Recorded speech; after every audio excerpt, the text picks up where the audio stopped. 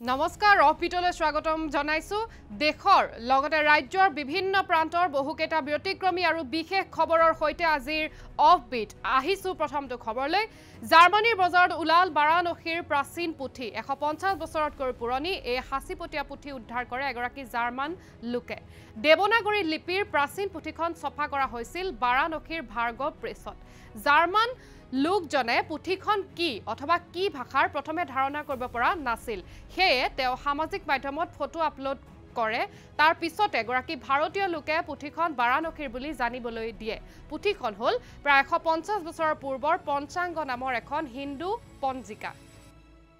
আহিছো পৰৱৰ্তী খবৰলৈ প্ৰেমিকৰ লগত হোটেলত থকাৰ কাৰণে মিছ ইউনিভাৰ্সৰ পৰা বঞ্চিত হল এগৰাকী সুন্দৰী নিয়ম ভংগ কৰি প্ৰেমিকৰ লগত থকাৰ বাবে সুন্দৰী গৰাকীক কৰা হল প্ৰতিযোগিতাৰ পৰা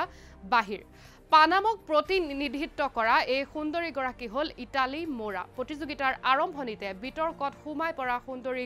গৰাকীয়ে অভিযোগ উত্থাপন কৰিছে যে মিছ ইউনিভাৰ্সৰ আয়োজকে তেওঁৰ বাবে প্ৰয়োজনীয় পোছাকৰ যোগান ধৰা নাছিল হেহে প্ৰেমিকে তেওঁৰ কাৰণে বহু টকা খৰচ কৰি যোগান ধৰিছিল পোছাকৰ আৰু দুয়ো একেখন হোটেলতে থাকিবলগীয়া হৈছিল কিন্তু মিছ ইউনিভাৰ্স প্ৰতিযোগিতাৰ নিয়ম অনুসৰি প্ৰতিযোগিতাৰ পূৰ্বে প্ৰেমিকৰ সৈতে একেলগে হোটেলত থাকিব নোৱাৰে হেহে বহিষ্কাৰ কৰা হল ইটালী মোৰাক আহিছো পৰৱৰ্তী খবৰলৈ শাহৰুখ খান সলমান খান নহয় বলিউডৰ আটাইতকৈ ধনী পৰিয়াল হিচাপে চিহ্নিত হৈছে আন এটা পৰিয়ালহে হুৰুন ইণ্ডিয়া ৰিচ লিষ্ট 2024ত প্ৰকাশ পোৱা অনুসৰি টি সিৰিজৰ মালিক ভূষণ কুমাৰৰ পৰিয়ালটো হৈছে বলিউডৰ আটাইতকৈ ধনী পৰিয়াল ভূষণ কুমাৰৰ বৰ্তমানৰ সম্পত্তিৰ পৰিমাণ প্ৰায় 10,000 কোটি টকা পৰিয়ালটোৰ এই ধন সম্পত্তিৰ যাত্ৰা বিশেষভাৱে প্ৰেৰণাদায়ক কিয়নো টি সিৰিজ নামৰ প্ৰডাকশ্যন হাউচটোৰ পূৰ্বে পৰিয়ালটোৱে ফলমূল বিক্ৰী কৰিছিল উল্লেখ্য যে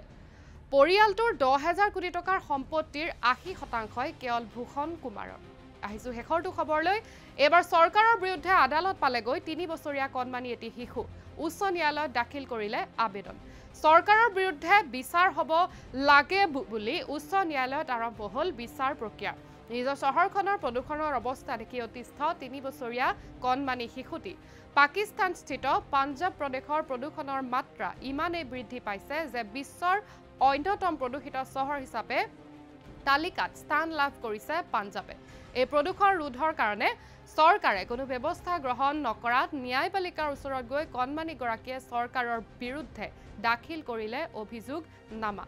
কণমানি গৰাকীৰ অভিযোগ দাবী চৰকাৰে সংবিধান প্ৰদত্ত মৌলিক অধিকাৰ সুনিশ্চিত কৰাত ব্যৰ্থ হৈছে কাৰণ পাকিস্তানৰ সংবিধানৰ 99 ধাৰাই নিজৰ প্ৰদেশখন পৰিষ্কাৰ আৰু সুৰক্ষিত ৰখাৰ অধিকাৰ দিয়ে